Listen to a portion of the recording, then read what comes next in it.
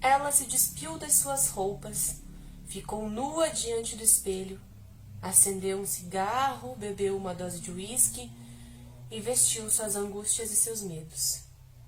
Desejou tragar a morte para dentro de si, mas tudo o que tinha era aquela nicotina barata que já não anestesiava mais.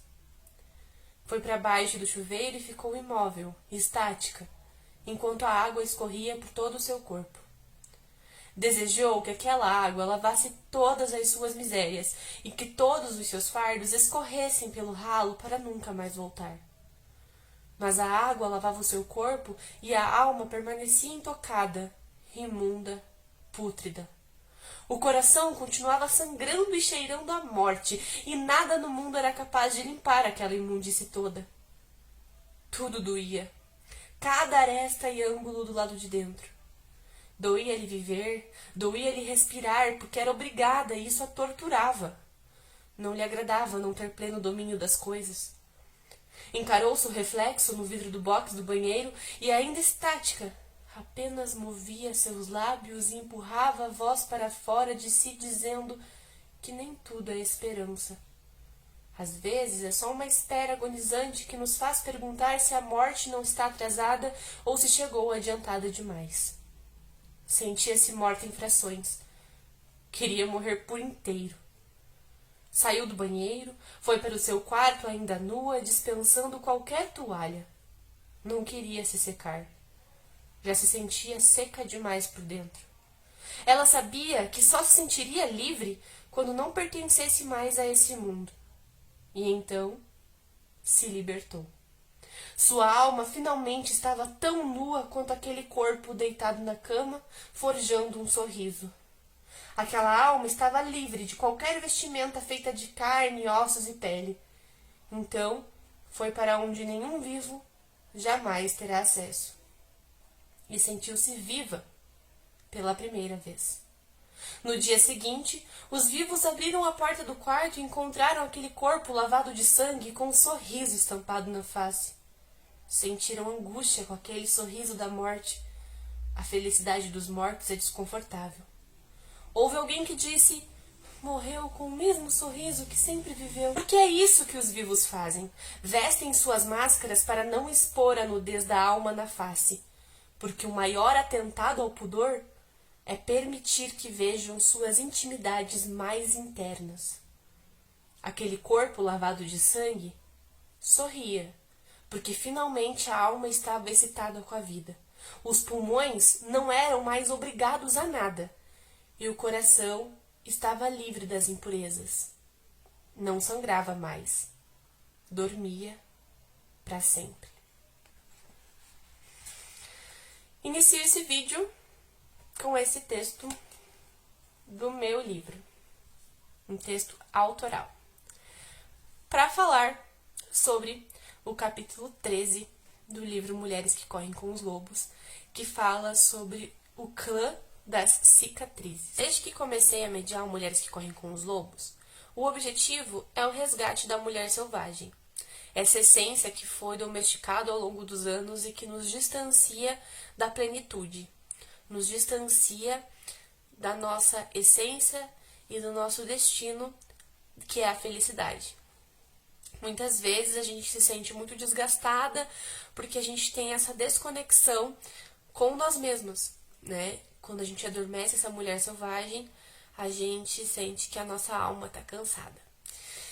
E depois de falar sobre diversos temas, eu vim falar hoje sobre um tema que é bastante difícil de encarar. Porque é um tema que pode nos inspirar muito e também pode acabar com a nossa inspiração, que é o sofrimento. O sofrimento, ele é um sentimento que pode tanto nos aproximar de nós mesmas, nos conectar com nós mesmas, quanto nos afastar completamente da nossa vitalidade. E a única forma desse sentimento ser inspirador, a única forma desse sentimento nos remeter a uma vitalidade é quando a gente encara ele de frente. É quando a gente para de fugir. É quando a gente tenta entender o porquê ele existe. Mas muitas vezes não é isso que a gente faz. Muitas vezes a gente silencia as nossas dores e os nossos sofrimentos porque a gente não tem coragem o suficiente para abraçar a própria sombra. Quantos traumas a gente ignora, quantos traumas a gente joga para debaixo do tapete porque é mais cômodo e mais fácil viver como se eles não existissem. Quantas vezes a gente deixa de chorar, a gente emudece as nossas dores, a gente faz de conta que tá feliz. Quantas vezes a gente não legitima de fato o que a gente sente? Hoje, esse vídeo é apenas um convite a olhar para as nossas cicatrizes. Sejam elas físicas, sejam elas psicológicas, sejam elas emocionais. Porque todo mundo sofre. A gente vive num momento em que é muito bonito a gente tá feliz, né? Hashtag gratiluz, hashtag good vibes, hashtag paz e amor. É muito bonito a gente ver positividade nas coisas o tempo todo e parece que é proibido sofrer, é proibido sentir coisas negativas. Aí a gente ignora, a gente mascara, a gente finge que não tá sofrendo. Porque como que você sofre se você tem tudo? Você não tem o direito de sofrer. Olha o tanto de privilégios que você tem. Como que você sofre tendo tanto privilégio? Imagina aquela outra pessoa que, enfim, tem tantas dificuldades e mesmo assim tá lá com um sorriso no rosto. A gente tem que parar de se comparar com os outros. Cada pessoa tem uma realidade diferente. E nenhuma dor é menor do que outra.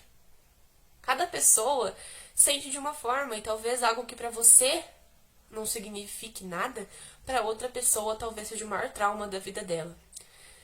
E a gente precisa aprender a encarar essas dores, esses sofrimentos, para que um dia eles cheguem a ser apenas uma cicatriz que não dói mais. Ainda assim, mesmo que vire uma cicatriz, vai estar ali uma marca de que existiu. A única coisa é que a gente conseguiu superar, a gente conseguiu curar. O primeiro passo para o processo da cura é justamente admitir que existe um problema. E quando a gente faz de conta que nós somos de ferro e que a gente não sofre, que a gente não tem nenhum tipo de problema, a gente ignora boa parte de quem a gente é. E a gente acaba vivendo de mentira, a gente acaba vivendo de máscaras, a gente acaba vivendo de farsas. E esse momento é o momento que eu convido você a olhar para dentro de si e ver o que é que sangra. O que é que sangra e o que é que dói. Esse texto, eu escolhi ele não por acaso, eu escolhi ele porque eu escrevi no momento que estava doendo muito. Estava doendo muito e eu não via mais sentido em estar viva e eu só queria que o meu destino fosse igual o da personagem do meu texto. Eu só queria que meus pulmões parassem de me obrigar a respirar. Eu só queria que meu coração parasse de sangrar. Eu só queria fechar os olhos e descansar pela primeira vez. Porque eu achava que só assim eu ia sentir o que era a vida de verdade. Quando as dores da vida não latejassem mais em mim. Mas eu só consegui voltar a olhar para a vida e sorrir para ela. Só consegui voltar a ter ânimo para respirar. Eu só consegui olhar para o sangue do meu coração como sinônimo de vida e não de morte a partir do momento que eu encarei as minhas dores e falei, ok, vocês existem, eu preciso abraçar vocês e a gente precisa ver o que está acontecendo. Por que é que vocês existem? Da onde é que vocês vêm? E tem muitas dores que eu ainda não sei de onde que elas vêm, eu ainda não sei como curar. Mas aquelas que mais latejavam, aquelas que mais gritavam, eu resolvi parar de calar. Porque tem silêncios que se tornam gritantes demais. E o nosso emudecer, quando ele é muito estridente, ele acaba nos ensurdecendo. E a gente precisa parar com isso. A gente precisa dar ouvido ao que a gente sente. Seja ruim, seja bom. E diria que principalmente quando é ruim. Porque só quando a gente dá ouvido às coisas ruins é que a gente consegue depois transformar em algo positivo e dar valor também para todos os sentimentos positivos que já existiam dentro da gente e a gente talvez não valorizasse.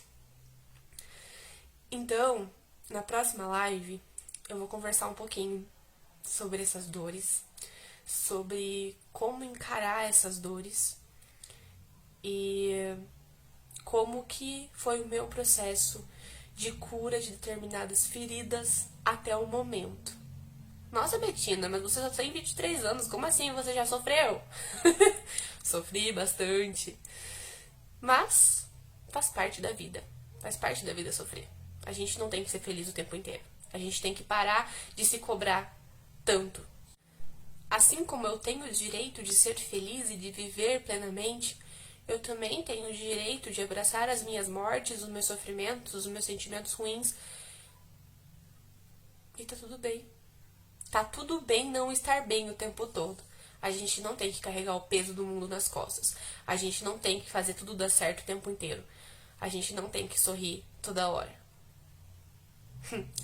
A Clarissa diz que as lágrimas, elas formam um rio que nos conduz a algum lugar. E esse lugar, ele é importante para o nosso resgate e para a nossa evolução. Então, na próxima live, a gente vai descobrir que tipo de lágrima formam esse rio e para onde esse rio nos leva. Tá bom?